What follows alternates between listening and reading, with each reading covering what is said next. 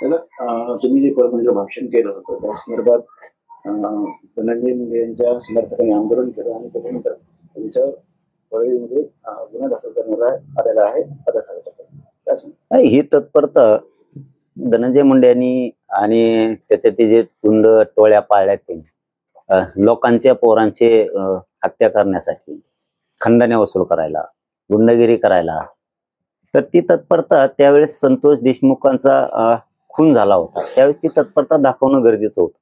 2 दिवस त्या बिचाऱ्याचा मृतदेह पडून होता केजच्या हॉस्पिटलमध्ये, पडून अक्षरशः, आणि पूर्ण गाव मस्साजो गाव हे रस्त्यावरती बसलेलं होतं.